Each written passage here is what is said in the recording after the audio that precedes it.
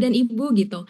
Jadi selamat datang di acara Guru Belajar Network Discussion seri 1 hari ini Kamis tanggal 13 Februari 2025. Acara ini adalah seri diskusi daring khusus anggota Guru Belajar Network. Jadi sudah bisa dipastikan bahwa Bapak dan Ibu yang hadir pada malam hari ini sudah tergabung semua ya di Guru Belajar Network. Perkenalkan, saya Hetty dari Guru Belajar Foundation yang akan memandu acara ini hingga acara selesai nanti pukul 9 malam.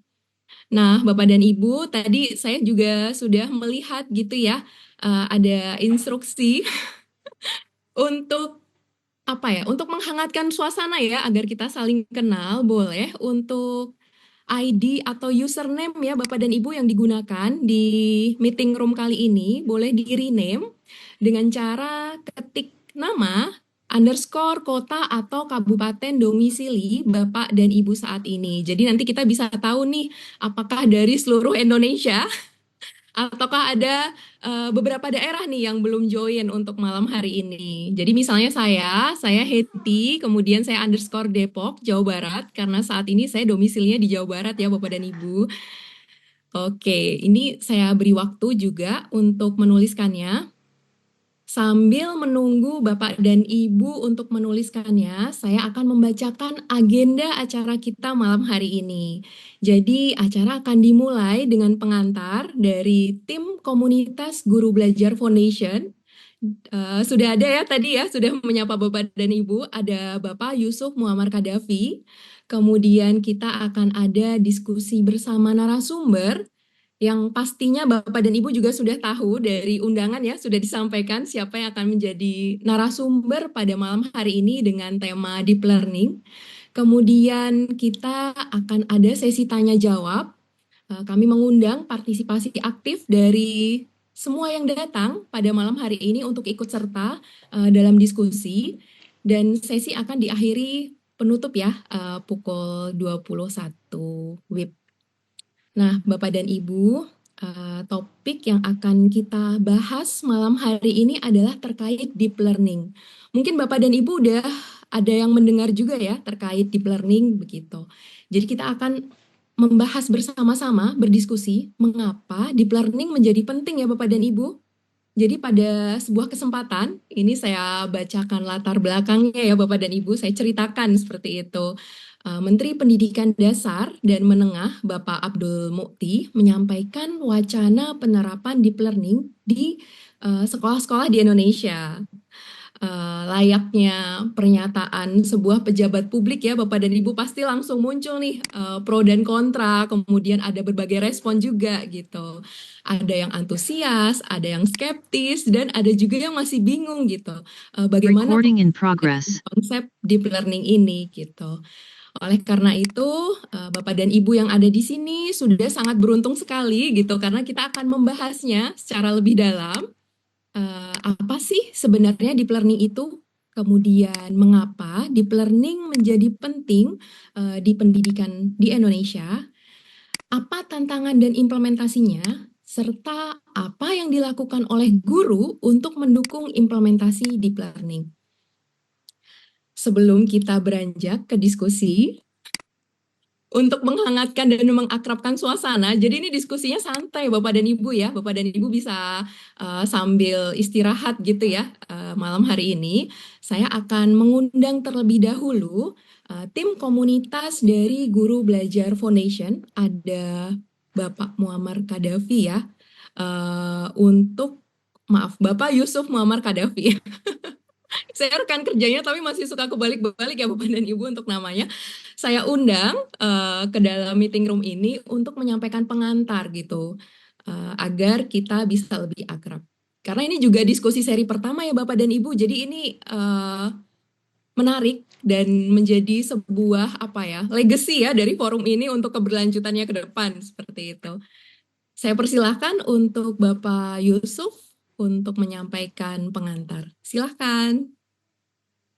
Baik, tepuk tangan dulu buat Kak Heti yang telah membuka sesi malam hari ini dengan penuh semangat dan gembira gitu ya. Energi positifnya terasa sampai Ciputat. Dari Depok ke Ciputat deket ya. Enggak deket banget, tapi energinya cepat banget sampai sini, Kak Eti. Terima kasih. Selamat malam Bapak Ibu. Perkenalkan saya Yusuf dari tim komunitas Guru Belajar Foundation. Bagi yang aktif membuka grup guru belajar yang sering berisik di grup gitu ya, yang sering membuka percakapan di grup, itu saya. Ini wajahnya gitu ya. Kalau mau kesel boleh disebutkan di sini. Baik, Bapak Ibu terima kasih sudah hadir pada sesi malam hari ini. Bersama saya ada teman-teman yang lain juga dari Guru Belajar Foundation, ada Bu Dias, ada Kak Andre, ya, ada Kak Neneng, dan tentu ada pembicara kita, ada teman belajar Bu Kistiawan dari Seoul. Baik, sebagai pengantar Bapak Ibu, kami ingin sampaikan terutama bagi Bapak Ibu guru yang belum sempat mengikuti peluncuran Guru Belajar Network gitu ya, sebuah inisiasi yang dibuat oleh Guru Belajar Foundation untuk mewadahi, untuk menjadi wadah gitu ya, para alumni program ya dari Guru Belajar Foundation untuk saling belajar, berbagi, dan juga mengembangkan diri gitu ya. Share screen dulu Bapak Ibu.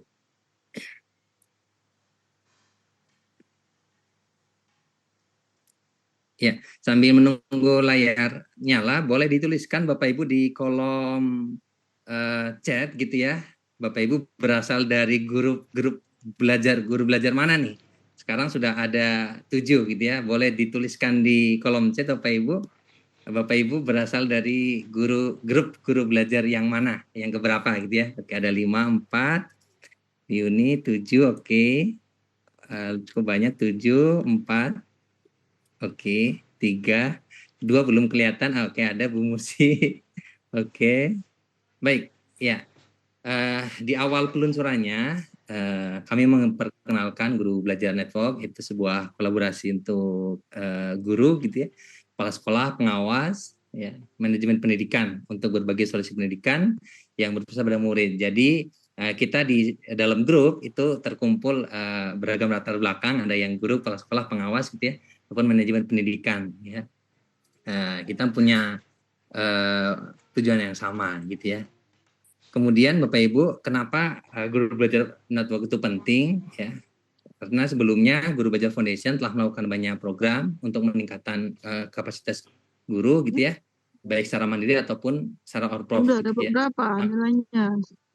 ya, Dapat tapi salah masih dua. banyak alumni yang masih merasa sendirian ya untuk melakukan perubahan.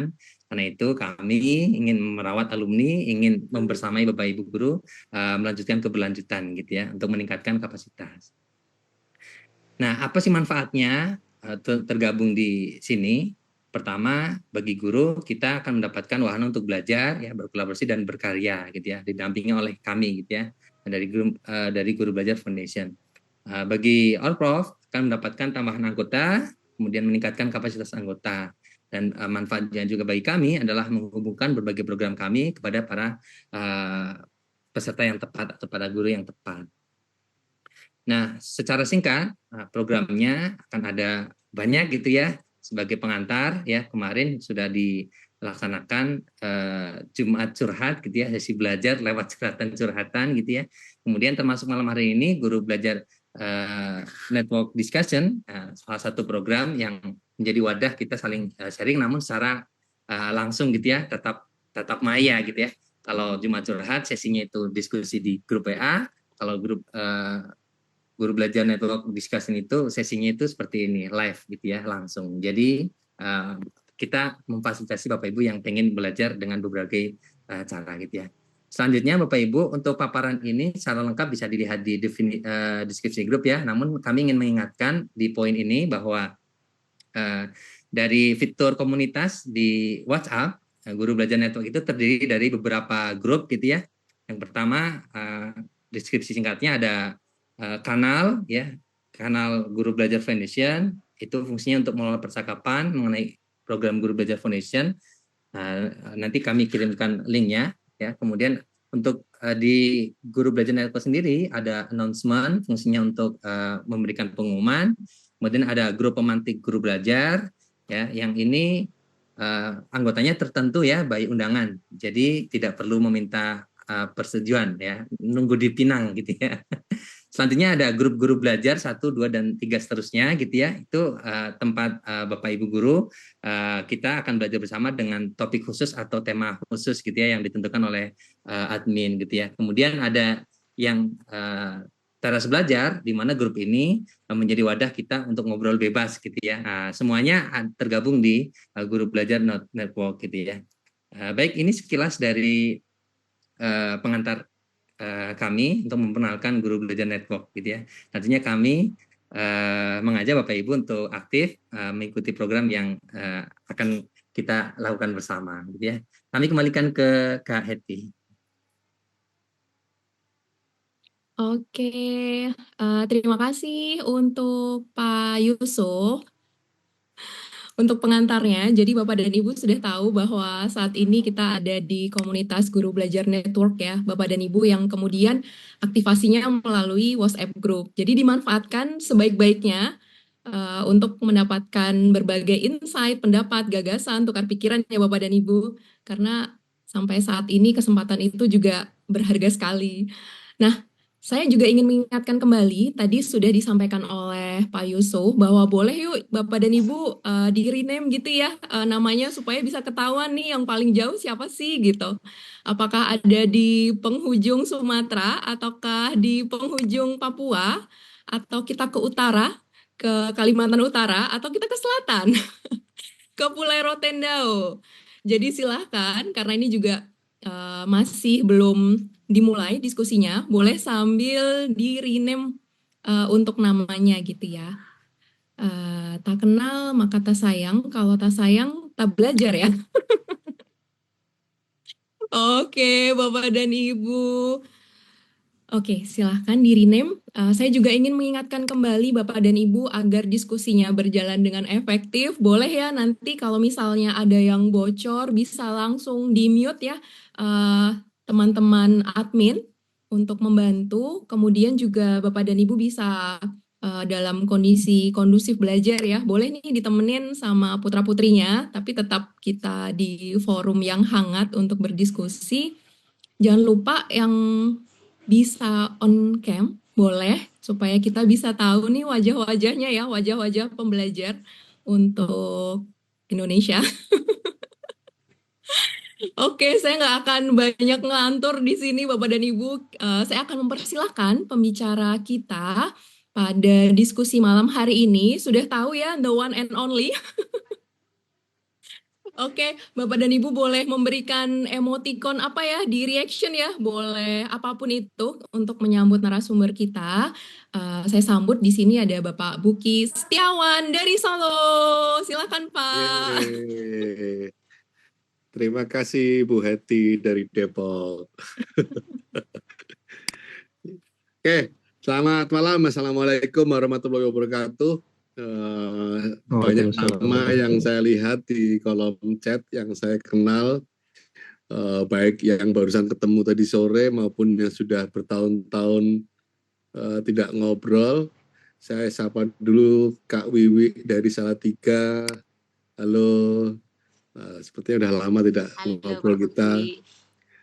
Ada siapa lagi? Ada Bu Titis, ada Bu Lili, ada Pak Mujib, ada banyak nih yang sudah lama tidak ada. Bu Pinke Purnamasari. Ini dulu sering ngobrol deh, aku lupa. Iya, sepertinya belum. Ada Pak Kumar, ada Pak Kumar juga nih. Pak Kumar tadi ada pertanyaan disiplin positif bisa nggak dilakukan di SMK? Ntar kita bikin diskusinya ya Pak Kumar ya. Ada Pak Takdir Kahar yang sedang musim durian ya Pak Takdir ya. Siap Pak Buki, ditunggu. ditunggu Pak Buki. Siap. Ada Pak Kasyadi dari Mojokerto. Oke. Banyak sekali. Terima kasih teman-teman. Ini upaya kita pertama di mengaktifasi guru belajar network. Mohon maklum juga kita lagi mencari bentuk yang tepat, obrolan-obrolan bentuk bentuk grup atau aktivitas grup yang tepat. Kemarin kita sudah coba Jumat curhat. Banyak belajar saya teman-teman. Saya baca curhat dari rekan-rekan guru, kepala sekolah, guru penggerak, rekan-rekan pengawas, banyak insight yang saya dapatkan dari curhatan-curhatan tersebut. Semoga teman-teman guru yang lain juga bisa dapat insight gitu ya, karena sebenarnya dalam setiap curhatan itu selalu ada pelajarannya gitu ya, ada pelajarannya. Setidaknya kita tidak harus mengalami kesulitan yang dihadapi oleh teman yang curhat, tapi kita bisa mengantisipasi agar bisa mengatasi kesulitan-kesulitan tersebut. Silakan diikuti terus Jumat curhatnya. Nanti kita juga koneksikan topik malam ini dengan Jumat curhat gitu ya Pak Yusuf ya. Langsung nanti dibuka untuk sesi curhat deep learning. Ya, sesi curhat deep learning. Karena saya sudah mendengar banyak masukan dari berbagai daerah tentang deep learning. Ada banyak pertanyaan, ada banyak kebingungan, ada banyak bagaimana kita meresponnya, dan semoga malam ini bisa sedikit memberi clue, memberi tanda ini kemana arah kita, bagaimana kita bisa merespon secara efektif gitu ya. Secara efektif artinya ya tidak tenggelam dalam gelombang ikut-ikutan, tapi juga tidak menjadi antipati gitu ya, tapi secara konstruktif juga bermanfaat buat kita dalam proses baik dalam proses di ruang kelas maupun di sekolah. Jadi malam ini kita akan mengurai meskipun sebenarnya beberapa peserta yang ada malam ini itu ada beberapa yang sudah mahir gitu ya, yang lebih mahir daripada saya sebenarnya. Jadi saya jadi pembicara bukan karena kemahiran saya dalam hal deep learning, tapi saya coba untuk menghubungkan deep learning dengan konteks ekosistem pendidikan yang luas dan dikaitkan dengan perspektif guru maupun kepala sekolah, pengawas sekolah, dinas pendidikan. Jadi nanti kalau mau belajar lebih mahir tentang deep learning, ada beberapa orang, saya sebut aja mungkin, teman-teman juga nanti bisa langsung menyahut. Ada Pak Rahmat Hidayat, ya. Ini beliau yang paling getol nulis tentang deep learning di status Facebooknya. Yang terakhir kontennya yang menarik soal rangkuman, ringkasan isi buku deep learning oleh si Fulan. Dan ada yang kedua, ada di sini juga sudah hadir, ada Bu Pima. Ada Bu Bima, teman-teman bisa searching di partisipan, sudah hadir di situ. Bu Bima ini lebih mengeri lagi nih. Bu Bima ini tesisnya justru tentang deep learning dan menggunakan referensi dari si Fulan sebagai rujukan utama tesisnya. Jadi dan untuk persiapan tesis tentu beliau juga sudah di uji kompre gitu ya, uji pemahaman substansi maupun prakteknya. Proyek beliau ketika tesis juga sudah adalah penerapan deep learning. Jadi kalau ada pertanyaan, terus malam ini ngapain? Ya, kita malam ini mungkin belum ngomong kedalaman pada deep learning, tapi menjawab pertanyaan yang penting itu. Apa sih pentingnya deep learning? Kita perlu paham why-nya. Mengapanya gitu ya, mengapanya, sehingga masing-masing dari kita harapannya setelah selesai sesi ini bisa merefleksikan apa tujuannya untuk mempelajari atau menerapkan deep learning. Setelah paham tujuannya, setelah paham why-nya, akan ada sejumlah sesi-sesi yang teman-teman nanti bisa ikuti untuk menjawab atau untuk mencapai tujuan tersebut. Karena saya juga tidak ingin kita belajar deep learning hanya karena ikut-ikutan gitu ya. Ikut arus itu nggak enak teman-teman. Ada perasaan hilang kendali gitu ya. Ada perasaan tertekan dan segala macam. Kita nggak mau ikut-ikutan, tapi juga tidak kemudian menjadi antipati. Kita ambil posisi yang setidaknya memberi manfaat pada kita pribadi maupun memberi manfaat sebesar-besarnya pada murid-murid kita. Oke, saya izin share screen ya teman-teman. Belum dapat ternyata. Pak Yusuf, saya barusan ngajuin request untuk untuk share ini. Oke.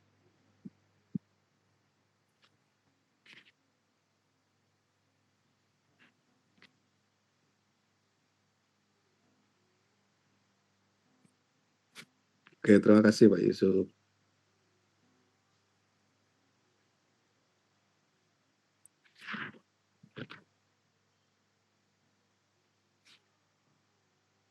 Oke, mengapa penting deep learning?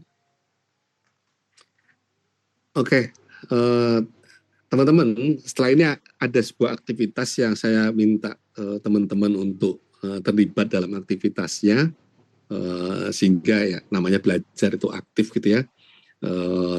Gampang kok, nggak harus open mic, nggak harus open video, aktif di chat aja. Kita gunakan fitur dari Zoom gitu ya, untuk kita bisa sama-sama mendalami agenda percakapan kita malam ini.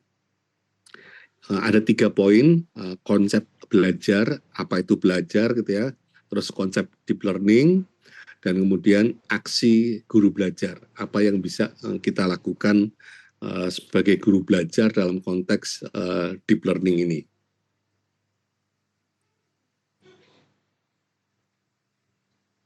Oke, ya, saya punya sebuah kalimat teman-teman, tapi kalimatnya adalah kalimat yang tidak lengkap.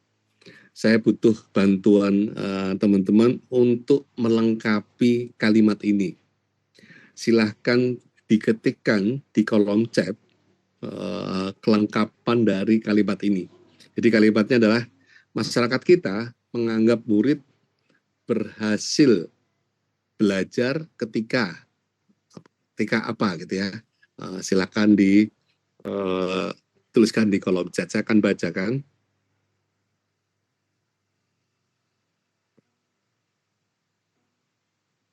Oke, dari Pak Ari S, nilainya bagus. Dari Asni Rasid, ini Bapak atau Ibu ya, pintar. Dari Bu Lulu, dapat nilai bagus. Dari Bu Nani, jika nilainya bagus. Bu Nining, bila dapat juara, bila nilainya 100, wah, ini langsung eksplisit nilainya 100. Ini ada kisah teman-teman tentang nilai 100. Jadi pada suatu hari saya tanya ke anak saya gitu ya, terus, dia cerita kejadian di sekolahnya, temennya nangis. Loh, kenapa nangis? Soalnya nilainya dapat 97. Terus saya kan heran ya, dapat 97 kok nangis? Saya dulu dapat 97 itu udah alhamdulillah, udah sorak-sorak gitu ya. Apa namanya? Kok nangis temennya dapat nilai 97 gitu. Tahu nggak jawaban anak saya apa? Iya, Paps. Soalnya kalau nggak dapat 100 dicubit sama mamanya. Jadi ini saya mengutip dari jawabannya Bu Firdiani, nilai 100 gitu ya, eksplisit, bukan hanya nilai bagus, tapi nilai 100. Karena ternyata memang ada orang tua yang tuntutannya sampai eksplisit 100 gitu ya, bukan hanya bagus. Oke, nilai 100, juara kelas, nilai matematika 100. Oke, ya. Iya, jadi PNS.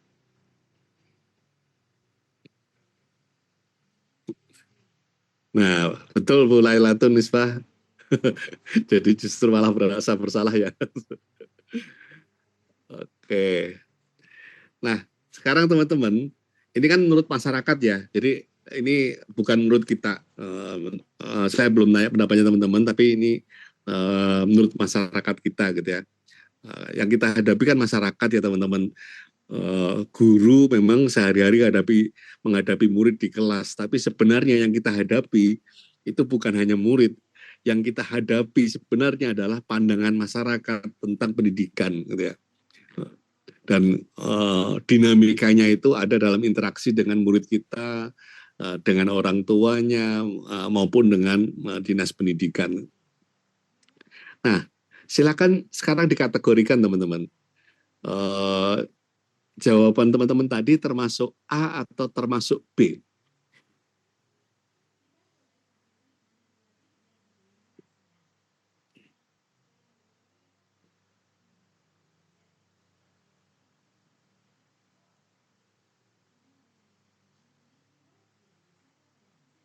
Oke. Oke, kombinasi ya, ada A dan B, tapi mayoritas ada di A. Ya, ini bukan memilih A atau B ya teman-teman ya. Ini tadi memilih yang tadi, yang pertanyaan yang ini itu termasuk A atau termasuk B.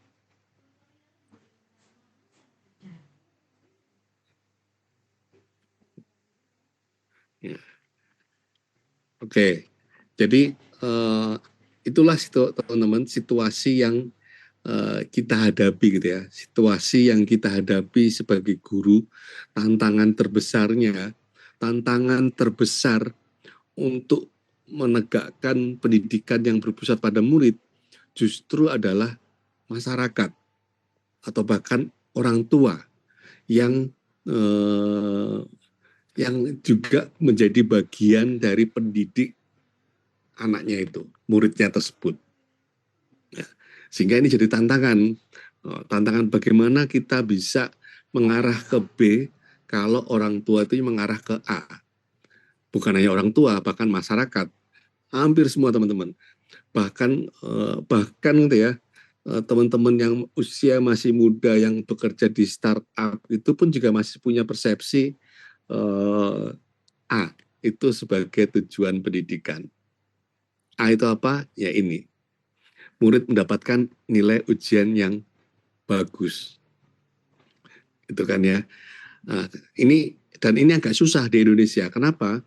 Karena kalau di Indonesia A dan B itu disebut sebagai satu kesatuan, namanya belajar. Tapi kalau bahasa Inggris teman-teman, itu dibedakan.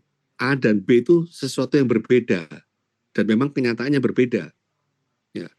A itu disebut sebagai study. Ya. A itu disebut sebagai study. Jadi ada target, ada jangka waktu, itu mesti study. Gitu ya teman-teman ya. Jadi kalau ada targetnya, ada jangka waktunya, itu kalau dalam bahasa Inggris disebut sebagai study. Sementara yang sifatnya lebih umum, itu disebut sebagai learning. Dan di bahasa Inggris dibedakan, ini study, ini learning. Ya. Pertanyaan, apakah A itu keliru? Apakah A itu keliru? Apakah A itu salah?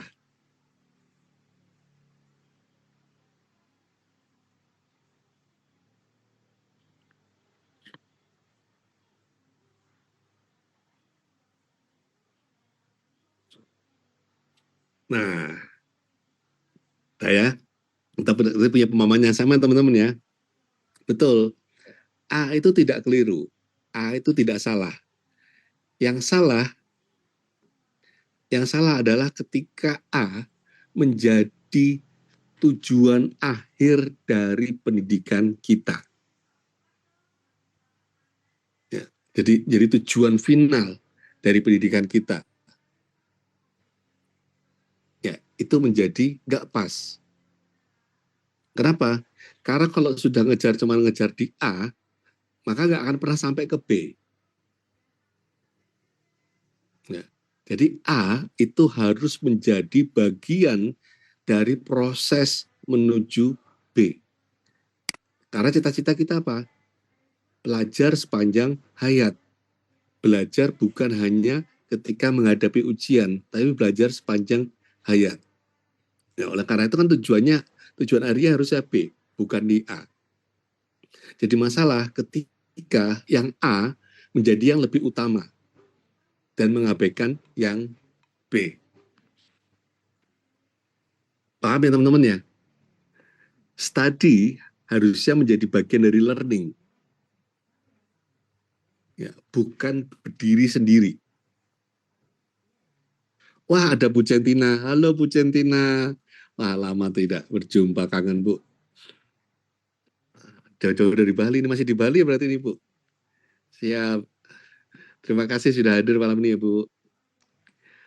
Oke, kita lanjutkan. Nah, jadi kalau apa itu belajar? Ya, belajar adalah perubahan kompetensi yang teramati dan relatif tetap sebagai hasil dari pengamatan interaksi atau latihan. Ya, perubahan kompetensi, perubahan karakter yang kita cita-citakan. Ya, jadi yang kita citakan learning A itu adalah bagian menuju learning tersebut. Jangan sampai A itu kemudian jadi monopoli gitu ya, memonopoli tujuan pendidikan kita. Nah, sehingga pembelajaran adalah perbuatan menjadikan murid belajar. Ya, perbuatan menjadikan belajar ini definisi yang saya ambil dari KBBI, dari Kamus Besar Bahasa Indonesia. Cuma saya tambahin dalam kurungnya murid. Jadi pembelajaran adalah bagaimana membuat murid belajar, bukan hanya sebatas menjadikan murid bisa mengerjakan latihan soal, gitu ya. Menjadikannya belajar, bukan hanya mengerjakan latihan soal, bukan hanya menjadi kompeten, bukan hanya mendapatkan nilai 100. Ya. Nilai 100 harus menjadi bagian dari proses untuk menjadi kompeten. Ya, nilai 100 itu hanya langkah kecil gitu ya, menuju penguasaan kompetensi yang teraplikasikan dalam tantangan atau kehidupan nyata. Nah, masalahnya kan gini teman-teman. Masalahnya masyarakat kita itu kemudian menuhankan, kalau saya nyebutnya itu ya, kacamata kuda, menjadikan A tadi itu sebagai hal yang paling utama. Jadi ini ada dua, A itu yang di atas, B yang di bawah.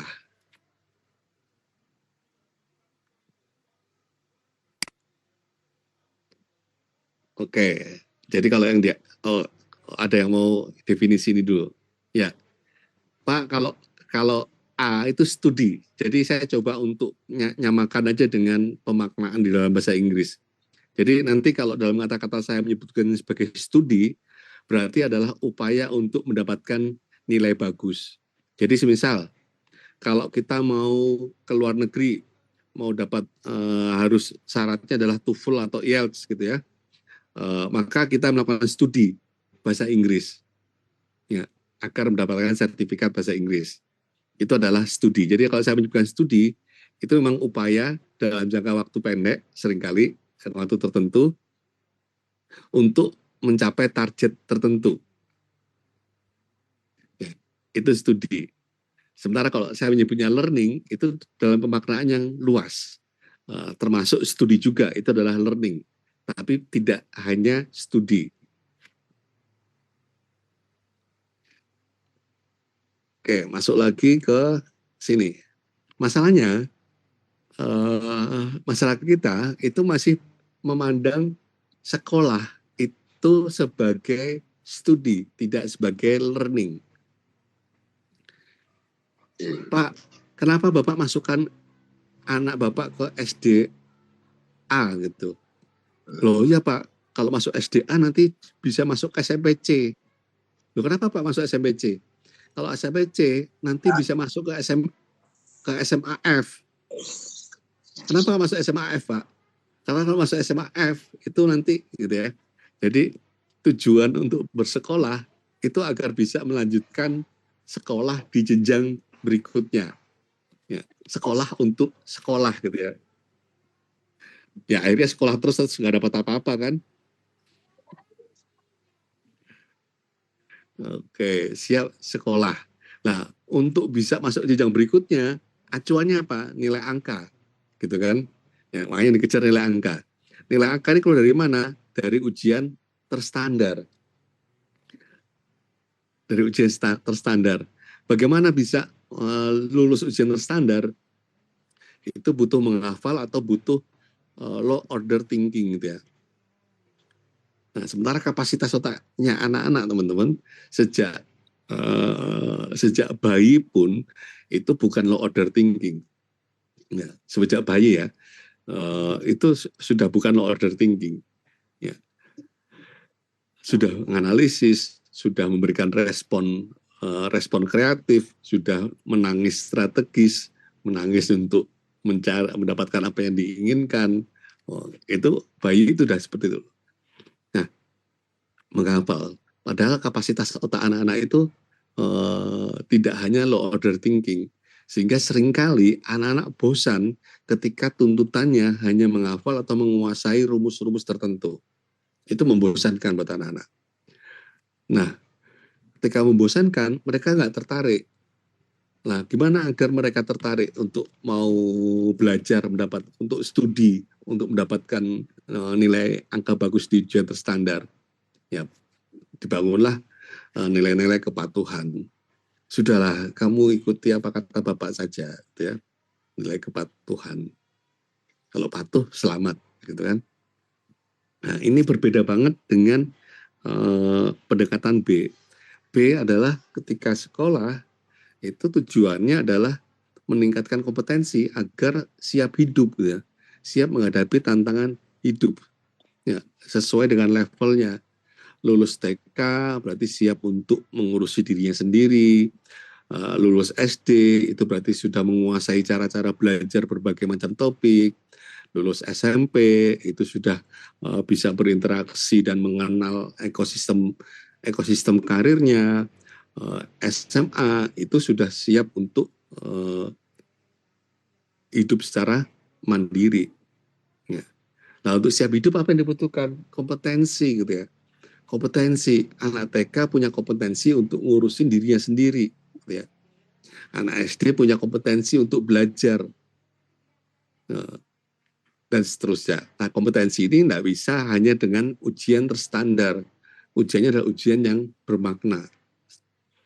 Nah, untuk menghadapi ujian bermakna, yang dibutuhkan bukan hanya menghafal, tapi juga sampai ke menalar. Tidak ada yang salah dengan menghafal. Menghafal itu boleh, menghafal itu bagus. Jadi masalah ketika dia menjadi tujuan akhir. Menghafal hanya untuk menghafal gitu ya. Ya, menghafal, menalar pun itu butuh kemampuan untuk menghafal. Sehingga menghafal itu adalah tempat singgah untuk menuju ke penalaran. Jadi jangan berhenti di menghafal, harus sampai didorong terus sampai menalar. Dan untuk menalar itu butuh value yang beda sekali teman-teman.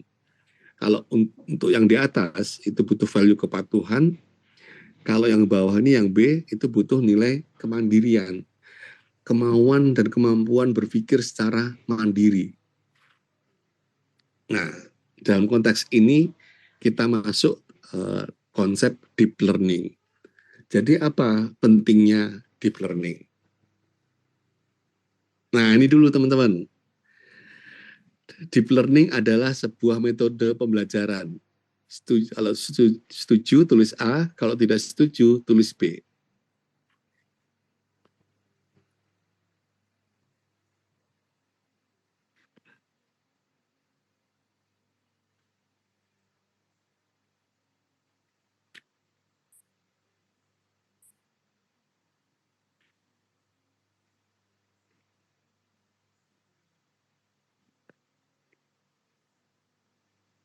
Oke, ada yang A, ada yang B.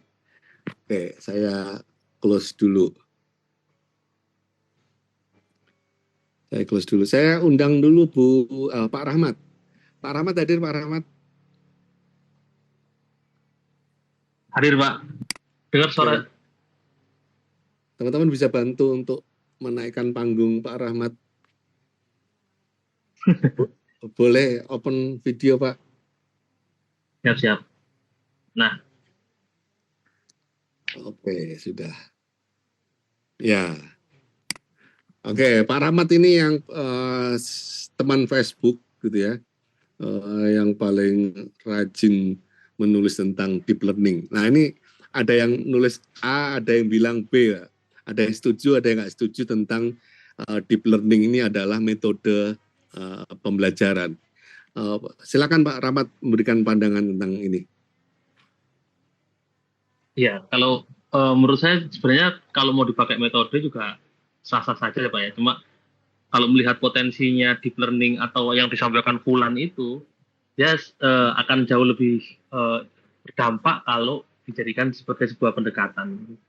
Jadi ada sedikit perbedaan antara pendekatan dan metode ya. Kalau metode dia terbatas di cara-cara apa yang kita lakukan, misalkan seperti contohnya kalau metode pembelajaran biasanya seperti tanya jawab, diskusi, terus ceramah dan lain-lain itu metode ya. Dan lebih kalau pendekatan itu lebih ke prinsip-prinsip apa yang kita gunakan supaya pembelajarannya terjadi, supaya membuat anak itu atau membuat muridnya belajar. Nah, itu jadi kalau menurut saya lebih pas dibuat sebagai sebuah pendekatan karena deep learning itu punya prinsip-prinsipnya, punya 4 elemen utama yang ada di punya Fulan itu. Jadi akan sayang sekali kalau hanya digunakan untuk metode. Gitu sih Pak. Oke, terima kasih Pak Rahmat. Kalau dari pengamatannya Pak Rahmat, apa aja miskonsepsi atau salah kaprah dari yang Pak Rahmat amati tentang deep learning ini? Yang pertama ini boleh jujur ya ini ya. Silakan yang Pak. pertama gini Pak, framework atau kerangka yang dibuat oleh Fulan itu yang terdiri dari 4 itu kan sebenarnya sudah dibuat Fulan sejak lama ya, dan Fulan punya semacam laboratory school untuk menerapkan itu sehingga kerangka itu benar-benar matang gitu menurut Fulan karena sudah diterapkan sama dia. Nah, kemudian yang mungkin yang menurut saya menjadi miskonsepsi itu menjadi masalah ketika dia digabungkan dengan full-nya itu. Nah, itu yang agak sedikit banyak menimbulkan miskonsepsi sehingga dari definisinya sendiri, deep learning itu adalah pembelajaran yang mindful, meaningful, dan joyful. Padahal sebenarnya kalau kita fokusnya di 3 itu, justru kita akan kehilangan 4 elemen pentingnya Fulan yang dia itu sebenarnya powerful banget 4 elemennya itu. Itu yang menurut saya harus lebih ditekankan ketika kita mau belajar tentang deep learning. Bukan mindful atau meaningfulnya ya, karena kalau mindful atau meaningful mungkin kita udah belajar itu sejak lama gitu. Sedangkan yang baru dari deep learningnya Fulan itu 4 elemennya itu. Enggak. Ini jadi ingat nama anunya ya, atau kebetulan karena nama Fulan gitu. Fulan. Jadi full. Lebih nyambung kalau pakai full-fulan itu Rahmat ya. Iya. Oke. Terima kasih Pak Rahmat sudah hadir. Teman-teman nanti kalau mau lanjut diskusi sama Pak Rahmat nanti bisa diskusi di teras belajar di grup WA ya, atau kalau mau ngundang Pak Rahmat juga boleh. Beliau ada di grup teras belajar. Begitu, terima kasih Pak Rahmat. Ya Pak Buki. Oke. Oke, begitu teman-teman pandangan dari Pak Rahmat yang saya kutipkan. Ya, kalau saya mah bebas aja setuju atau nggak setuju. Oke. Jadi apa sih itu deep learning?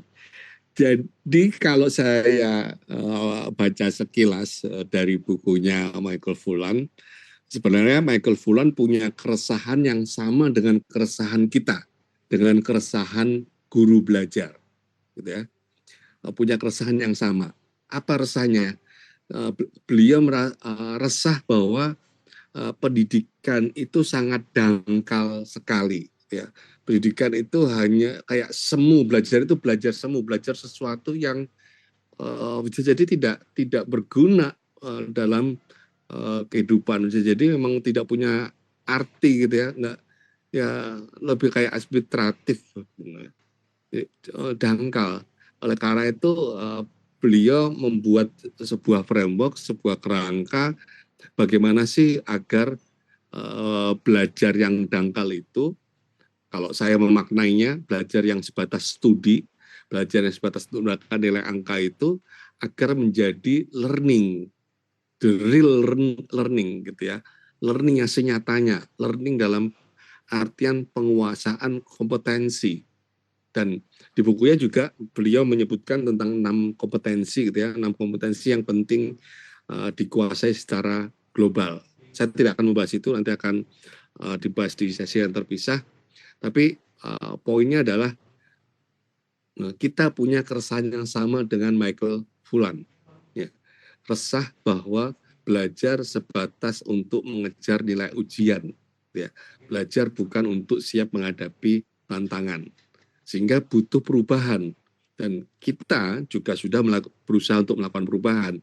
Saya tahu persis rekan-rekan guru belajar yang hadir malam ini sudah melakukan banyak terobosan, banyak upaya jatuh bangun, dikritik, ditertawakan, dan itu juga yang kemudian dilakukan oleh Michael Fullan. Ya.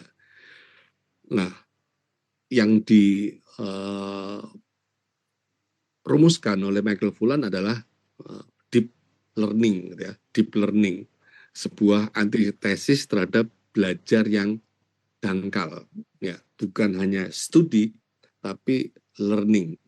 Jadi kalau masih studi, enggak apa-apa, tapi ayo lanjut sampai ke learning. Jangan mau berhenti hanya di studi. Itu ya teman-teman. Studi dengan ada deep learning, harapannya studi itu berubah menjadi learning. Nah, jadi memilih konsep belajar bukan berarti anti terhadap atau menolak studi. Ya. Tujuan akhirnya adalah belajar, peningkatan kompetensi murid. Karena kalau tujuan akhirnya adalah studi, maka yang dibutuhkan bukan sekolah, teman-teman. Yang dibutuhkan adalah bimbel. Ubah aja sekolah jadi bimbel. Percayalah, semuanya 100% akan lulus ujian nasional. Gitu kan ya? Nggak perlu sekolah. Jadi apa pentingnya deep learning? Deep learning adalah upaya mengembalikan peran guru dan sekolah pada hitahnya, pada esensinya.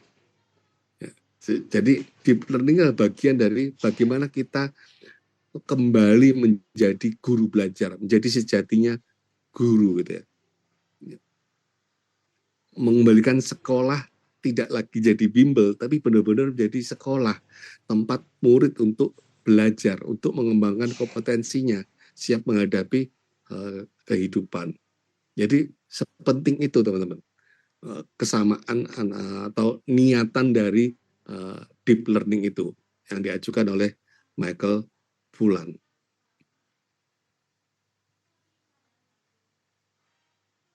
Nah, siapa yang nggak mau? Ya, kita kembali ke kita, kembali ke esensinya sebagai guru yang digugu dan ditiru, yang menjadi pendidik, bukan hanya pengejar latihan soal gitu kan ya. Oke, kita lanjut lagi. Kenapa seperti itu? Sebenarnya kita juga punya keresahan yang sama gitu ya. Keresahan kita kalau istilah istilah yang ditelurkan oleh Bu Ella pada TPN ke-4 atau ke-5 gitu ya, yang belajar dari anak. Itu keberapa Pak Maman ya? Topik TPN yang belajar dari anak.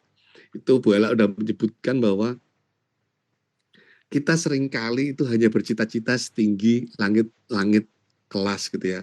Mimpi kita tuh hanya setinggi langit-langit kelas TPN 2016. Bukan, 2016 kan Merdeka Belajar, 2017 berarti ya. 2017 yang di kebun binatang, yang dekatnya kebun binatang itu loh. Di Ragunan, bukan kebun binatang, di SD, SMP itu ya. Ya, itu udah keresahannya sama juga sudah disebutkan teman-teman. Jadi jangan hanya setinggi langit-langit kelas. Setinggi langit kelas itu apa sih? Nilai ujian tinggi, literasi numerasinya tinggi, angka putus di sekolahnya rendah, angka partisipasi sekolahnya tinggi, gitu ya. Itu ya setinggi langit-langit kelas.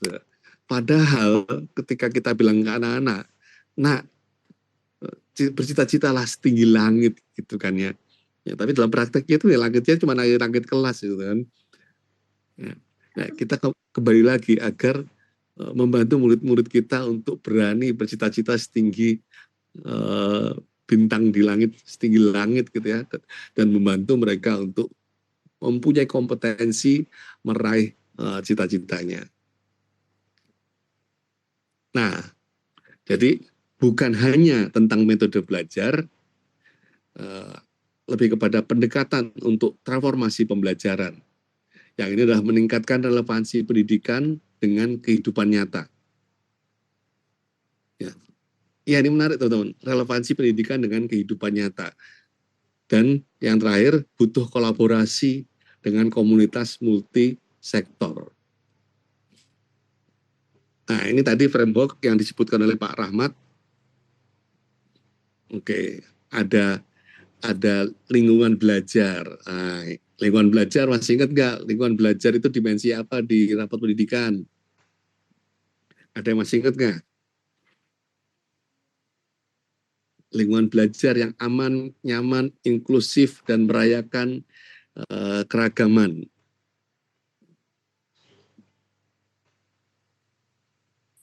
Ingat nggak? Ada yang masih ingat?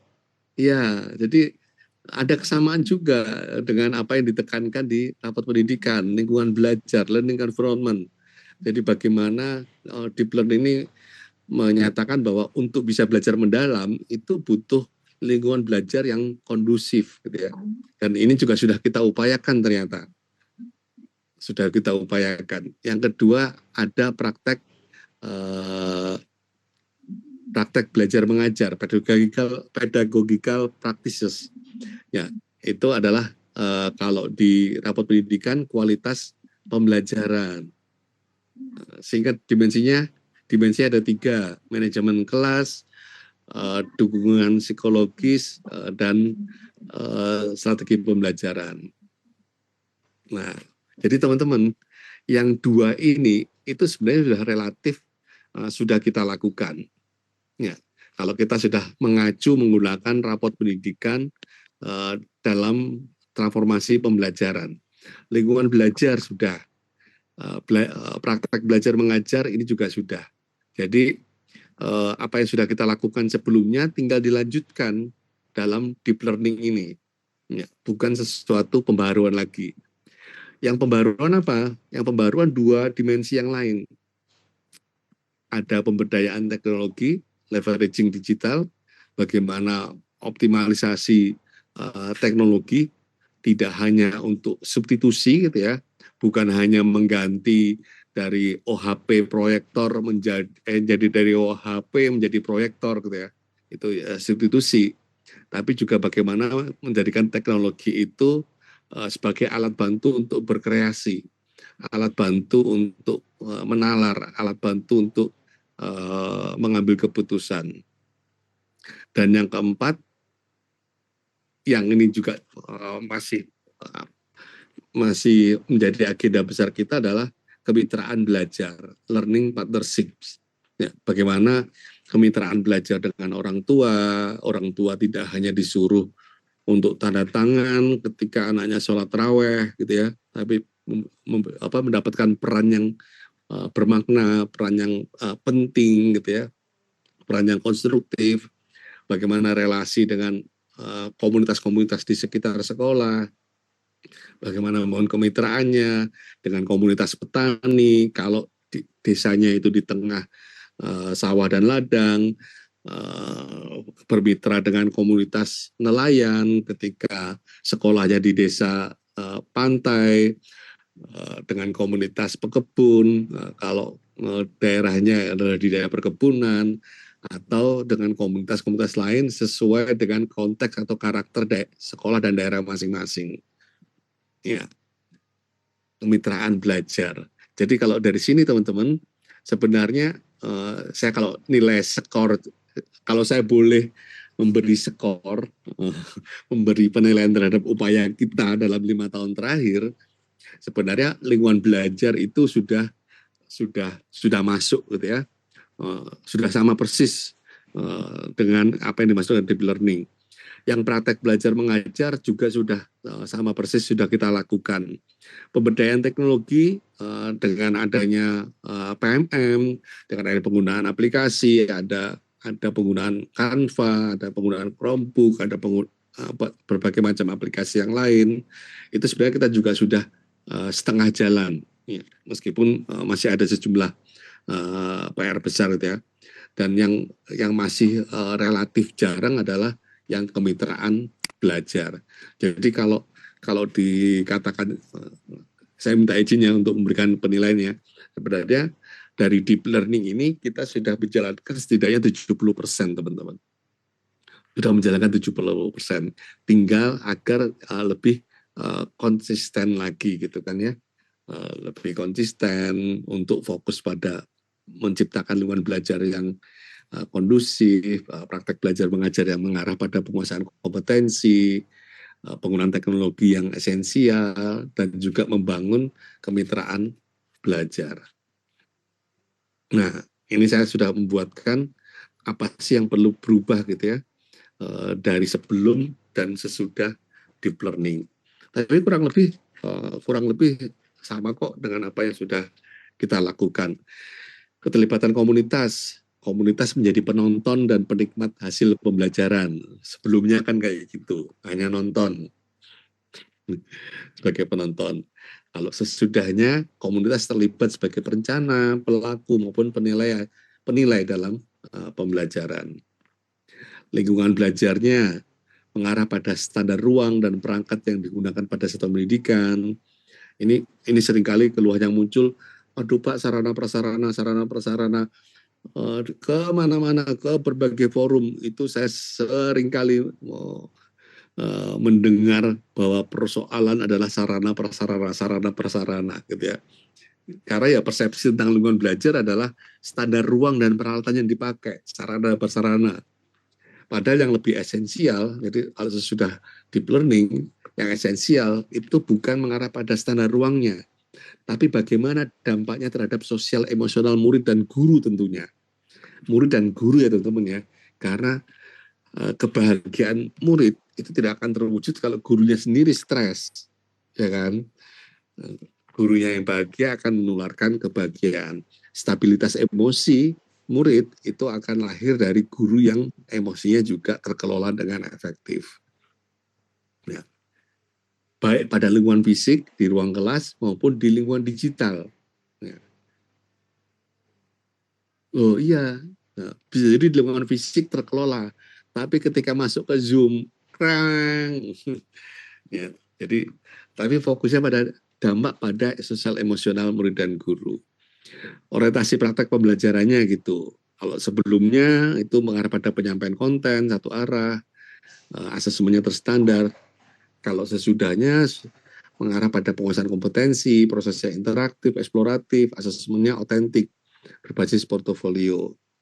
Penggunaan teknologinya juga gitu, hanya sebagai pendukung pembelajaran, hanya sebagai sumber pengetahuan di Google, di YouTube, nyari ilmu gitu ya, nyari pengetahuan di internet.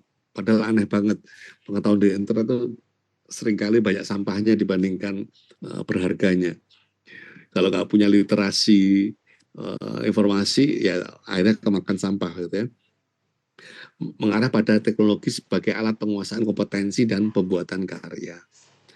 Nah, itu teman-teman, sebelum lebih lanjut lagi saya mau mengundang Bu Bima. Ya, selamat malam Bu Hadir. Bima. Malam. Saya tampilkan ya, oke. Nah, Bu Bima, ini saya mau pengen tahu, dengar ceritanya soal dulu kok bisa tesisnya itu deep learning. Itu ceritanya dari mana? Apa sudah dapat mimpi duluan bahwa tahun 2025 akan digunakan deep learning atau gimana? Atau ada wangsit semedi kemana gitu? Mungkin bisa cerita Bu Bima, silakan. Oke, sebenarnya enggak juga sih. Jadi asal mulanya tuh tesis aku sebenarnya bukan tentang deep learning, bukan. Tapi penggunaan iPad yang ada hubungannya dengan pengaruh pembelajaran dengan iPad terhadap kreativitas dan berpikir kritis murid gitu. Nah, saya cari-cari itu yang ada hubungannya sama teknologi, yang ada hubungannya sama kreativitas, yang ada hubungannya sama berpikir kritis. Ternyata di tahun itu waktu aku tesis, itu adanya di buku si Deep Learning-nya Michael Fullan itu. Dan kebetulan dosen aku dulu emang buku-bukunya banyak dari Michael Fullan. Jadi aku juga nyari sendiri, bukan dari dosennya ya, buku yang Deep Learning itu. Dari dosennya itu buku lain dari Michael Fullan. Jadi itu sih asal mulanya. Nah, ternyata tahun berapa itu? Tahun berapa? Aduh, tahun berapa ya? Sebelum pandemi. Sebelum pandemi. Sebelum pandemi. Aku lulus udah pandemi, jadi nggak wisuda. Kapan tuh ya? Tahun berapa tuh? Oh, angkatan pandemi S2-nya ya? Enggak, sebelum. Oh, sebelum wisuda pandemi. Wisuda pandemi, aku juga nggak wisuda jadinya. Jadi gitu, Pak Bukik. Jadi sebenarnya gini, pas aku denger, wah ada narasi deep learning dari menteri baru, aku kayak, wah ini tuh aku udah pernah diving, udah pernah menyelami si deep learning itu, dan aku yakin itu kan banyak ini ya, banyak apa, banyak praduga-praduga, banyak prasangka-prasangka nih deep learning apa sih gitu. Waktu itu soalnya kalau search di internet itu deep learning itu ada yang deep learning untuk artificial intelligence. Nah, untuk AI. Nah, aku yakin bukan ini maksudnya. Karena aku tahu Pak Menteri itu kan dosen ya. Pasti ini deep learning yang Michael Fullan ini aku yakin banget. Dan ternyata benar. Ternyata benar kan keluar tuh kerangka naskah akademiknya yang ternyata bocoran naskah akademiknya keluar itu ternyata ya emang Michael Fullan gitu. Dan walaupun di naskah akademik itu juga nggak nyebut Michael Fullan, terus kan ternyata emang benar yang ada 6C yang itu ada kreativitas, ada berpikir kritis, ya itu deep learning itu sih Pak Bukik sejarahnya. Oke. Tapi pada waktu itu pilihannya apa sih? Apa langsung tiba-tiba deep learning atau ada pilihan yang lain?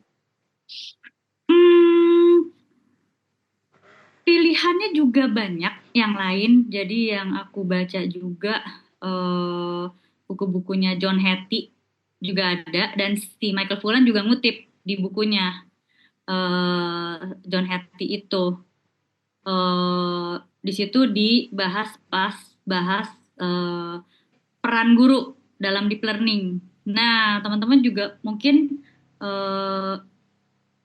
baru tahu kalau ada yang ikut sikur deep learning kemarin tuh kan kita juga bahas ya bahwa deep learning itu sebenarnya benar banget ya tentang transformasi pendidikan sih, tentang merubah total. Kalau transformasi kan merubah total ya, bukan cuma perubahan tapi merubah total gitu.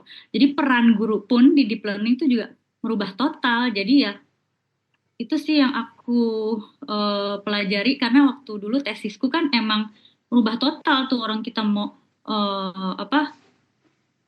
belajarnya tuh waktu itu di sekolah Cikal tuh mau pakai iPad gitu ya. Gimana nih caranya ngubungin iPad ini, ada hubungannya nggak sih sama kreativitas, iPad ini ada hubungannya nggak sih sama berpikir kritis. Begitu waktu itu tesisnya tuh juga tentang penggunaan iPad di pelajaran matematika kelas 4 SD. Jadi bayangin teman-teman tesisnya ruwet banget ya.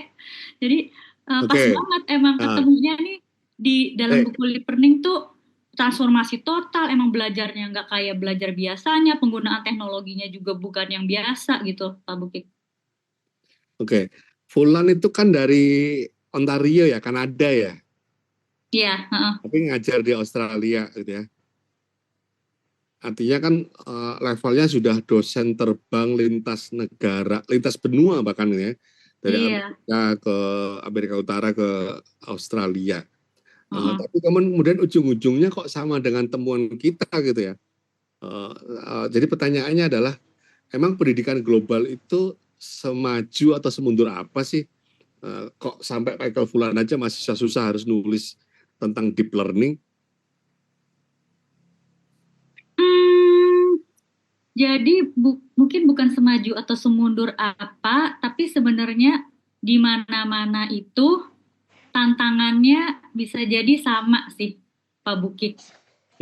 Di mana-mana tuh tantangannya sama. Jadi kan si deep learning itu kan sebenarnya kalau dari definisinya itu adalah si 6C itu ya. 6C itu adalah kompetensi global.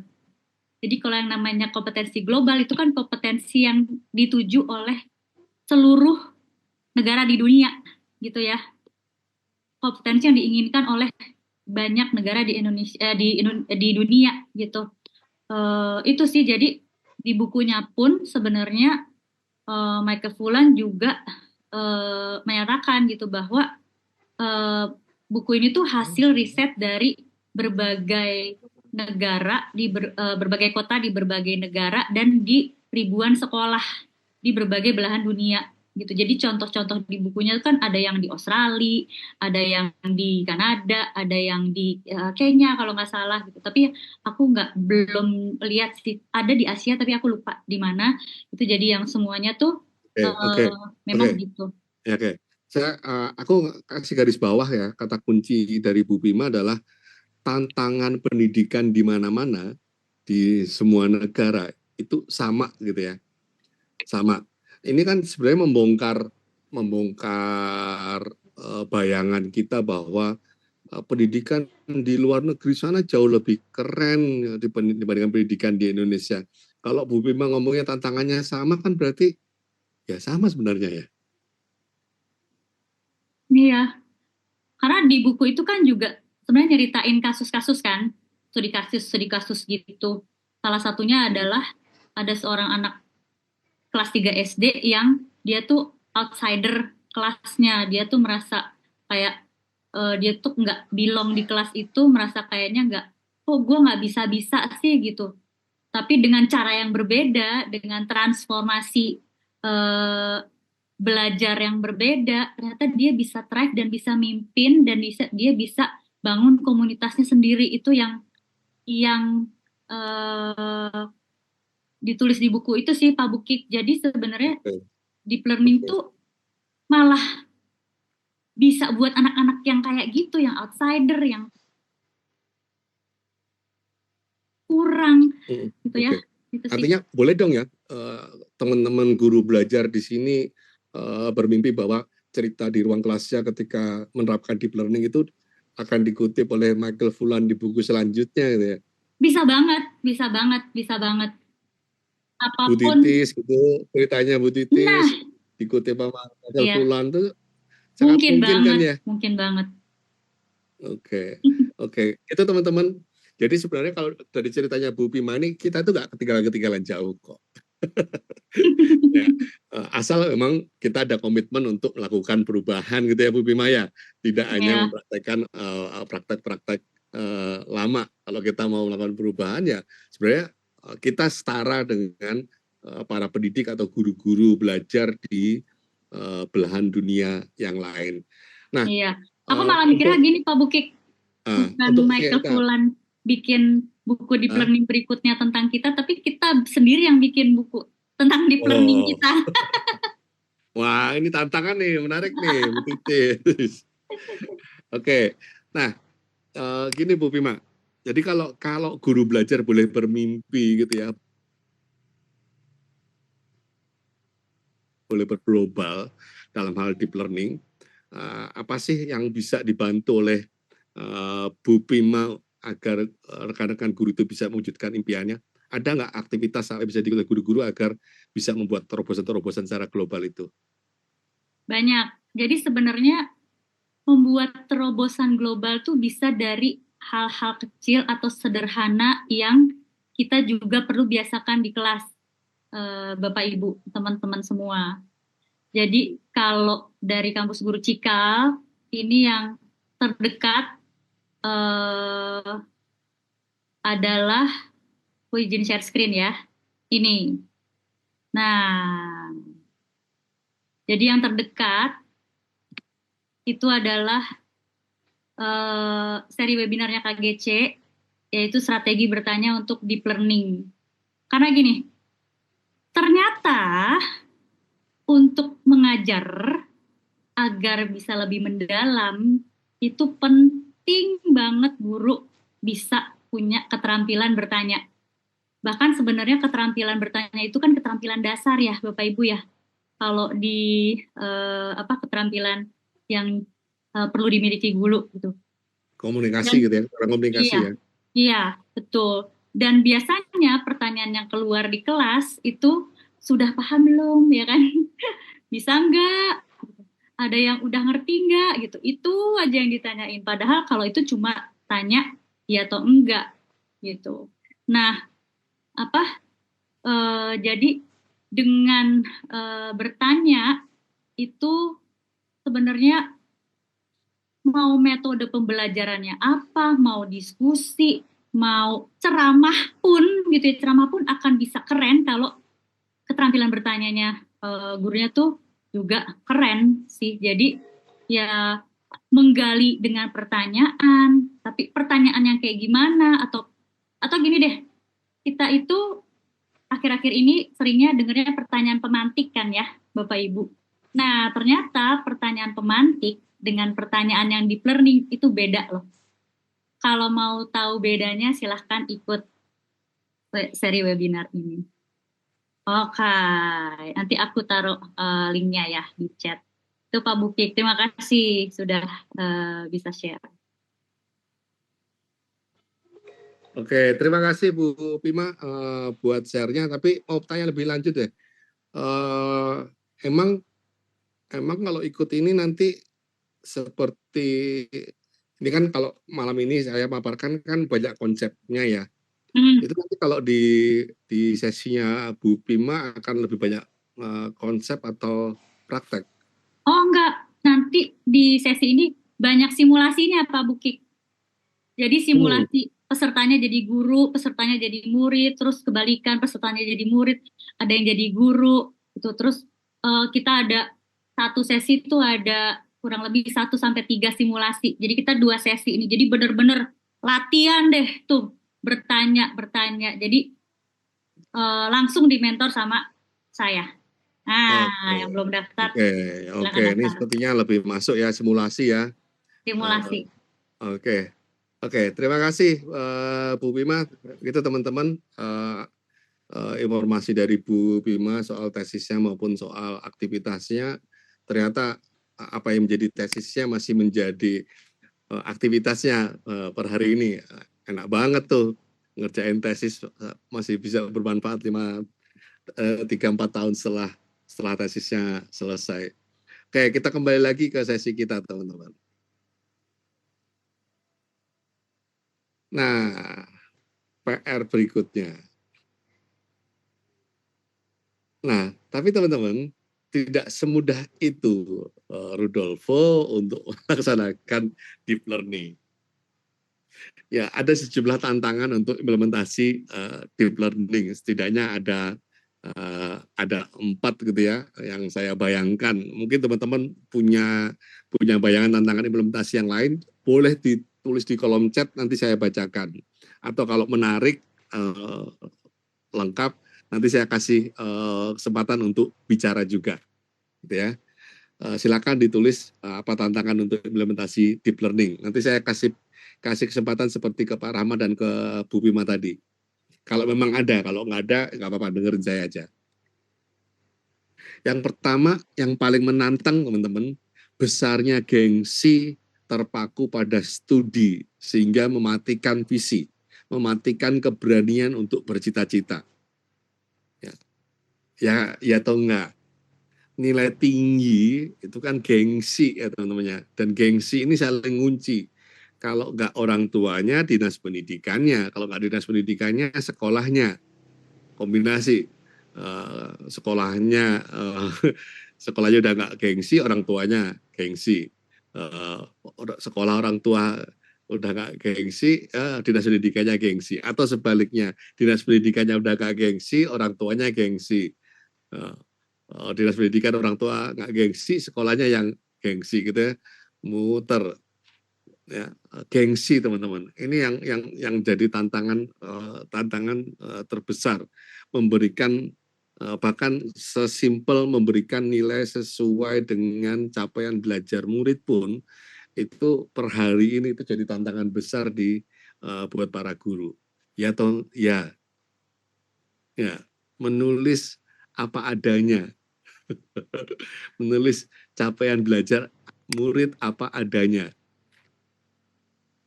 Ya, saya lebih sering mendengar cerita ngaji, ngarang biji gitu ya, daripada menulis nilai sebenarnya. Nah, ini yang harus tukang dongkal dan tukang tambal. Ini yang harus kita cari solusinya, teman-teman. Bagaimana sih agar tidak termakan gengsi ini? Bagaimana sih strateginya yang lebih baik? Nah, karena itu tantangan. Menurut saya itu real tantangan di lapangan. Selama masih ngejar gengsi, susah untuk bicara soal deep learning. Kalau masih ngejar gengsi, susah untuk penguasaan kompetensi. Yang kedua, ini kurang lebih mirip dengan gengsi, tapi lebih eksplisit. Terlalu mengejar target.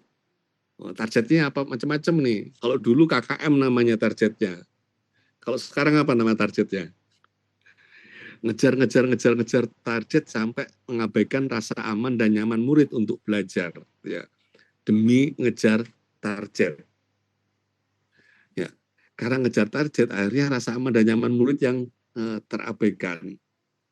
Ini juga PR. Yang berikutnya krisis kepercayaan, gitu ya. Krisis kepercayaan. Sekolah itu sudah terlalu lama sendiri, teman-teman. Ini kayak sekolah itu kayak jomblo akut gitu ya. Jomblo akut sudah berabad-abad itu jomblo hidup sendiri, tidak pernah ditemani gitu. Nggak pernah ditemani orang tua, nggak pernah ditemani komunitas dalam mendidik murid-muridnya, mendidik anak-anaknya. Sehingga akhirnya karena terlalu lama sendiri gitu ya, terus akhirnya tidak terbiasa untuk berkolaborasi ya. Itu kan ya. Dan yang terakhir, seringkali penggunaan teknologi itu dituntut dengan cara yang seragam. Semua guru apapun kapasitasnya diperlakukan dengan cara yang seragam. Ya akibatnya apa? Ya minim adopsi teknologi. Kan tinggal kalau istilahnya jahitno ya, tinggal minta tolong pada siapa yang paling lemah di sekolah untuk mengerjakan hal-hal yang sifatnya teknologi. Nah ini empat tantangan ini teman-teman yang menjadi PR. Saya tidak tahu mana tantangan yang paling relevan, paling teman-teman hadapi di lapangan. Bisa salah satunya, bisa dua-duanya, atau bisa ke empat-empatnya. Silakan kalau ada yang mau curhat tentang tantangan ini. Next, ini terakhir teman-teman, apa yang bisa dilakukan oleh guru belajar? Yang pertama, pilih dan fokus pada komponen dari deep learning. Ya, jadi dari komponen deep learning ada 4 gitu ya. Ada lingkungan belajar, ada pembelajarannya, praktek pembelajarannya, ada penggunaan teknologinya, ada kemitraan belajarnya, gitu ya. Pilih satu, nggak usah ambisius untuk empat-empatnya. Pilih satu, fokus pada komponen yang paling mungkin diubah. Ya, PR kita banyak, nggak usah ambisius untuk menambah PR semua, mengambil semua PR gitu ya. Pilih satu yang paling mudah, paling mungkin diubah. Yang kedua, ikuti pelatihan yang kredibel. Yang kredibel ya, yang kredibel dicek, dipastikan.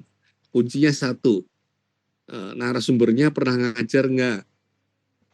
Ya, narasumbernya pernah ngajar nggak? Itu aja kuncinya deh. Nggak usah susah-susah. Ya, jangan-jangan nanti narasumbernya malah nggak pernah ngajar, gitu ya.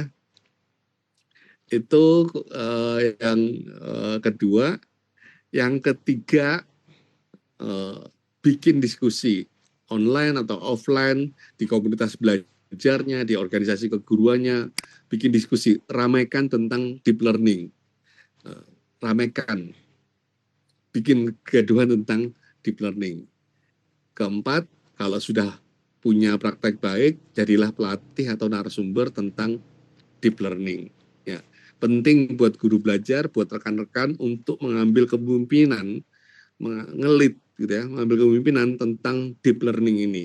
Karena saya percaya teman-teman yang ada di Guru Belajar Network adalah rekan-rekan guru yang sudah punya keresahan yang sama dengan keresahan yang dirasakan oleh Michael Fullan, sudah mempraktekkan perubahan tidak hanya setahun, 2 tahun, sudah bertahun-tahun, dan sudah selayaknya mereka yang punya keresahan yang sama, yang mempunyai jam terbang itu untuk memimpin perubahan tentang deep learning.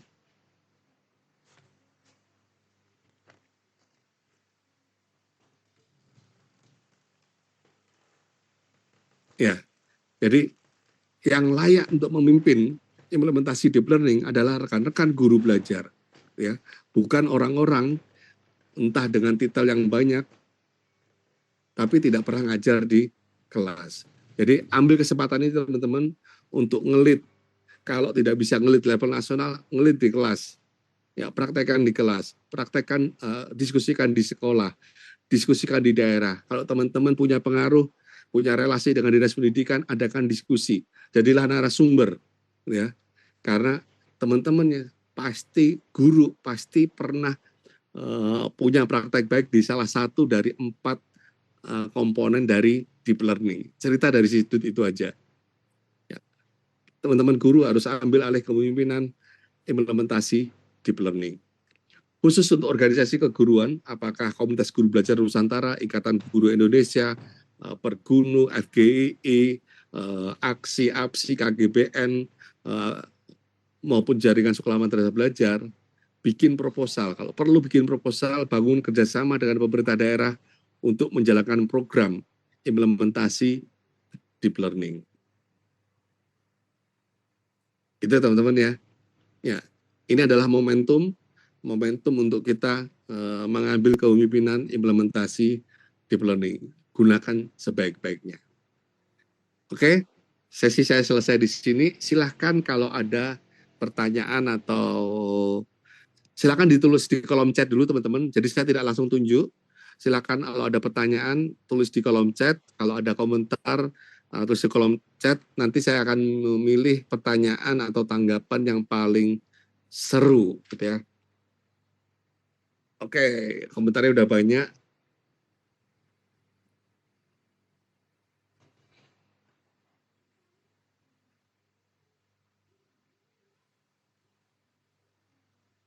Oke, ini udah ada yang panjang lebar curhat soal deep learning. Saya kasih mic ke Bu Firdiani. Silakan Bu Firdiani. Mau open mic? Saya tawarkan mau open mic atau tidak? Iya Pak, terima kasih. Oh tentu saja saya open mic mumpung sama Pak Buki. Silakan. Ya. Open video juga dong. Bentar, open. Iya Pak, sudah malam ini pakai. Walah, pakai anduk. Iya. Ya silakan Bu, open mic aja kalau gitu. Iya Pak, terima kasih kesempatannya.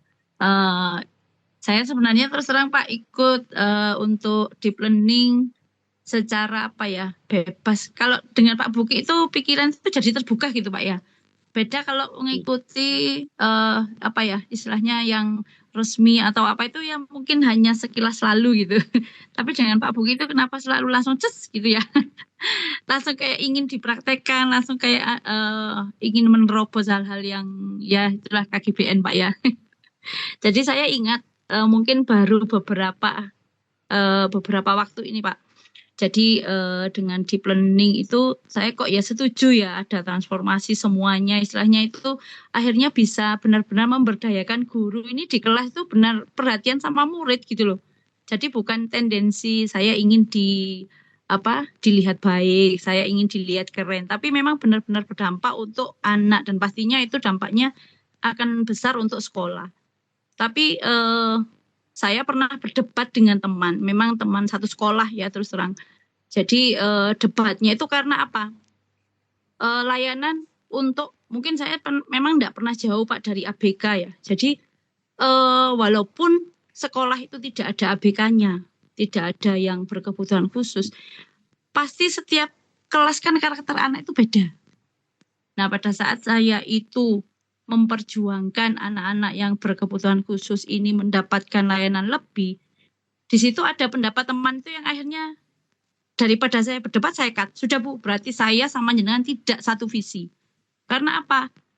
Sebenarnya gini loh Bu, kalau di kelas 4, 5, 6 itu, kita itu sudah berpikir anak itu nilainya harus baik nanti karena ada ujiannya. Nah itu kalau saya teruskan, saya bisa-bisa musuhan sama teman saya ini Pak. Gitu kan gitu ya.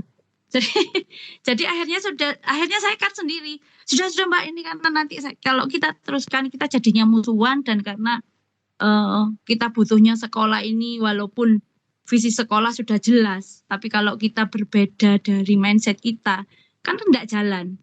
Jadi akhirnya ya sudah, saya gini, ya sudahlah, pemikiran teman-teman saya tetap pada hasilnya harus baik, dengan makanya saya tadi langsung Pak nulis nilai 100, karena itu mindsetnya teman-teman saya, bahwa sekolah berhasil, kelas saya berhasil, kalau murid saya semuanya nilainya 100, sudah sukses, sudah gitu.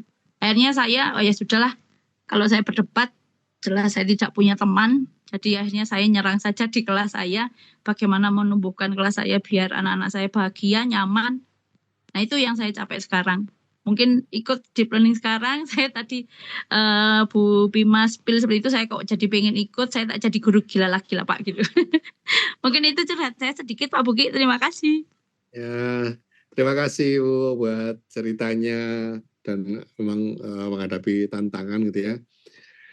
Jadi soal target nilai itu gini teman-teman, kadang-kadang kita sendiri tuh yang nggak secure, nggak insecure, atau nggak percaya dengan diri sendiri gitu ya.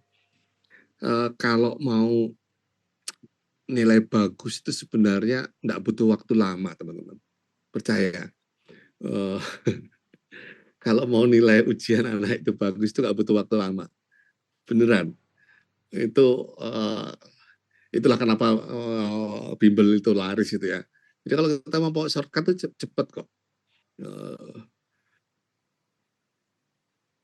Tapi pertanyaannya kan apa ya memang itu gitu ya. Jadi pada satu titik kita memang perlu kompromi. Kita perlu mencari titik kompromi antara studi dengan learning. Ya, realistis kita berada dalam situasi yang ekosistem yang didominasi dengan studi gitu ya. Jadi kita juga nggak akan bisa menafikan studi secara 100%. Kita pasti ada perlu membuka ruang-ruang kompromi, mencari di tengah-tengahnya itu seperti apa, terobosannya seperti apa, ya. Bagaimana anak-anak itu belajar secara nyata, menguasai kompetensinya secara nyata, tetapi mendapatkan nilai yang bagus juga. Dan sebenarnya sejauh yang saya amati, sejauh yang saya alami, dan sejauh yang saya praktekkan, itu bukan sesuatu yang berlawanan gitu ya. Yang learning atau yang B tadi teman-teman, learning itu menjadi sumber sukacita buat anak-anak. Sumber sukacita buat anak-anak. Mereka jadi senang belajar. Yang energi senang belajar itu justru dibutuhkan untuk menghadapi hal-hal yang membosankan dalam hal studi. Nah, sekarang bagaimana rekan-rekan guru mencari terobosannya agar A dan B itu bisa ketemu gitu ya. Kita harus mencari titik kompromi itu karena ekosistem kita yang masih didominasi seperti itu. Begitu Bu Widiani, silakan cari titik-titik komprominya. Kita masih hidup di dunia nyata dengan segala macam tuntutan, tapi semoga ada ada langkah terobosan untuk bisa mengombinasikan antara studi dan learning. Next, yang menarik, ini ada yang terkait dengan ujian nasional dari Bu Widyaningsih Depok. Deep learning dan ujian nasional yang seragam, bagaimana relevansinya? Ya, pada satu titik sekali lagi ini kita ngomong ruang-ruang kompromi gitu ya. Ujian nasional itu pada dasarnya ujian nasional belum final kebijakannya, masih digodok. Jadi saya juga nggak bisa mendahului untuk merespon untuk sesuatu yang belum diputuskan. Tetapi sejauh pembacaan saya, tekanan untuk lahirnya sebuah tes terstandar itu sebenarnya berasal dari, selain karena gengsi tadi, berasal dari kebutuhan untuk mendistribusikan murid-murid ke berbagai sekolah negeri. Isunya kemudian adalah soal ruang kelas kita, terutama di kota-kota besar, itu tidak cukup. Beneran ya? Jadi teman-teman, jangan minder kalau tinggal di Sanggau. Ya Bu Titis ya. Ya, karena bisa jadi di Sanggau kapasitas sekolahnya jauh lebih banyak daripada kapasitas sekolah di Jakarta. Beneran. Di Jakarta itu jumlah kursi untuk SMP itu hanya 70% dari jumlah murid. SMA, SMK itu di bawah 50% bahkan. Nah, isu-isu itu yang kemudian membuat ada tuntutan agar bisa meranking anak, akhirnya lahir ke ujian nasional ini. Kita terus mendorong, kita juga bikin petisi untuk itu. Nah, konteksnya gimana dengan deep learning? Ya ini memang jadi dua arah yang terasa berbeda gitu ya, terasa berbeda. Tapi pahami dulu, sebenarnya tes terstandar tadi yang akan menjadi penggantinya ujian nasional itu konteksnya untuk apa sih?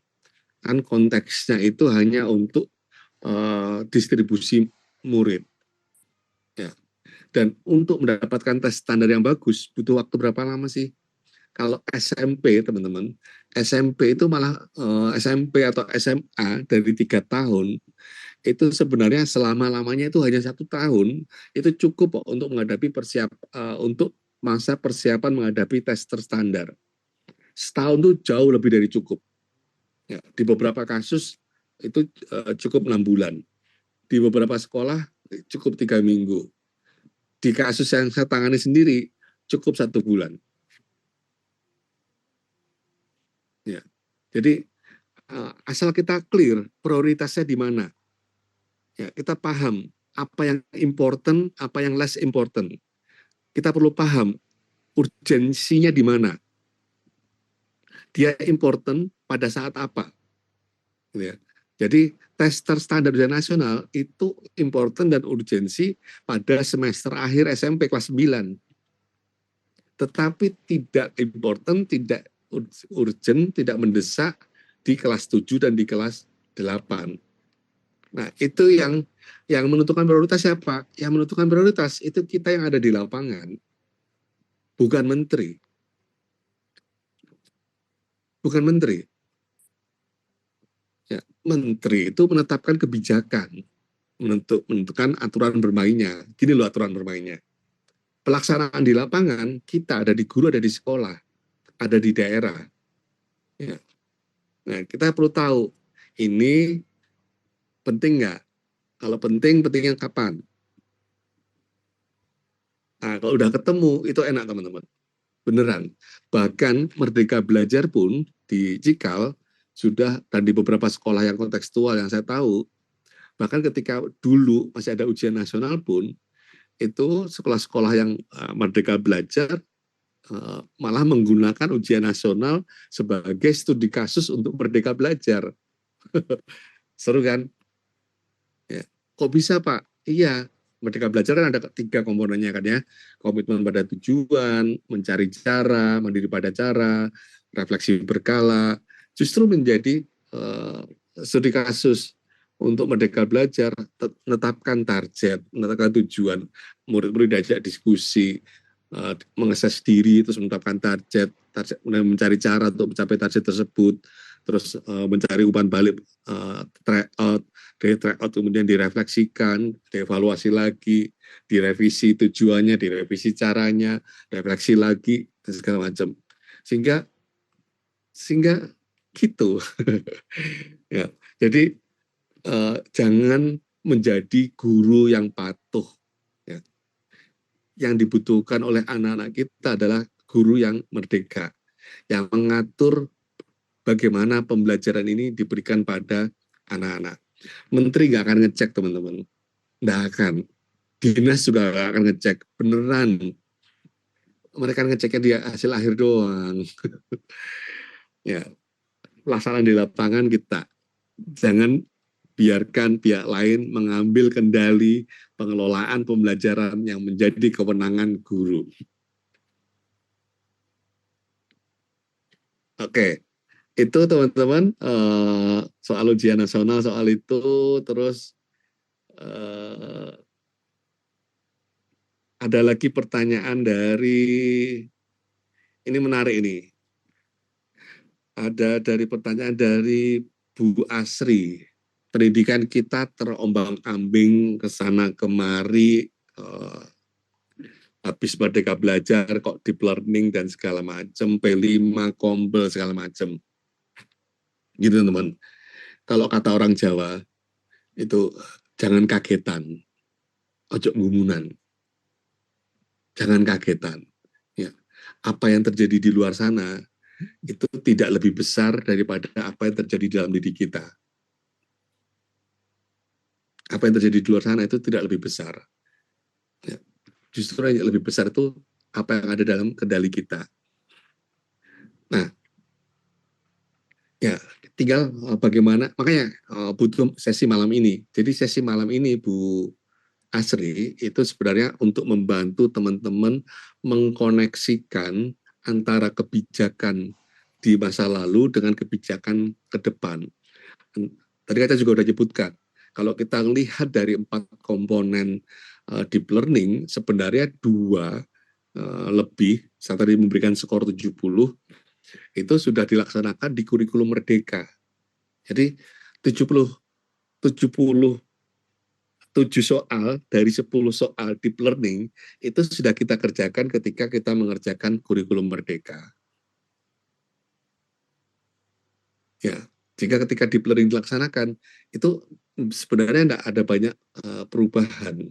Ya, tinggal ngubah 30% yang belum kita kerjakan itu aja. Yang 70% tinggal dikonsistenkan, tinggal dikembangkan, diperkuat.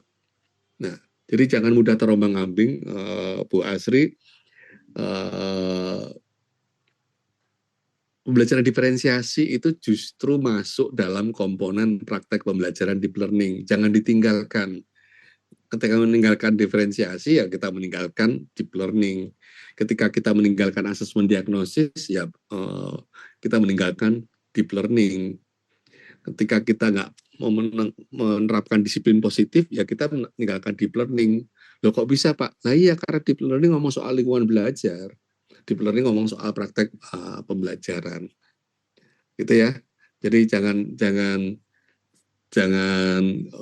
jangan bimbang dan jangan ragu, ada koneksi-koneksinya, karena pada ujungnya secara global, tadi seperti disebutkan oleh Bu Bima juga, tantangan di mana-mana, tantangan pendidikan di mana-mana, ya sama aja.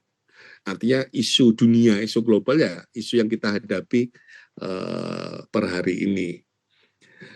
Jadi kalau bingung, kalau bimbang, kalau ragu, pastikan mengisi Jumat Curhat. Gitu Pak Yusuf ya. Nanti kita bantu memikirkan, kita bantu untuk mencari terobosannya, mencari sesuatu yang membuat kita lebih confident lah, membuat kita lebih tahu apa yang perlu jadi pegangan kita. Gitu ya. Ya karena itulah memang kita butuh sesi-sesi seperti malam ini. Jadi pastikan tulis apapun di Jumat Curhat teman-teman ya. Dan ini saya undang lagi, sudah jam 9 lebih.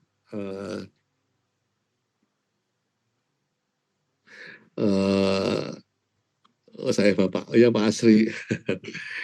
Oke. Ya, eh, jangan salahkan teman-teman di dinas juga, teman-teman dinas juga butuh belajar, masih belajar. Ada Pak Usman di sini, orang dinas pendidikan.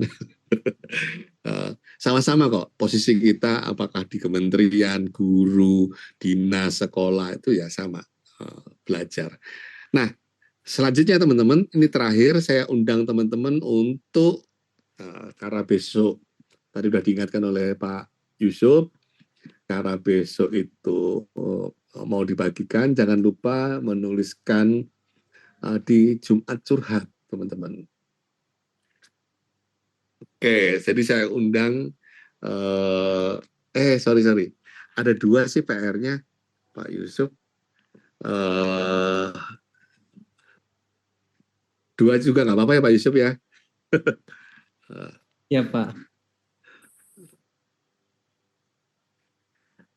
Jadi kalau ada yang ingin langsung diceritakan di grup guru belajar, silakan langsung diceritakan. Kalau ada curhatan yang butuh tanggapan, silakan tuliskan di Jumat Curhat.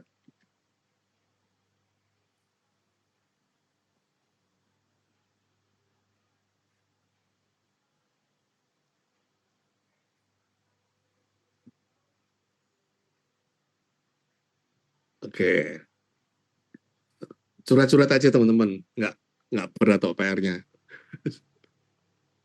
Silakan. Jadi saya undang teman-teman, dari sesi ini tadi ada pertanyaan, boleh di-sharing nggak? Boleh di-sharingkan.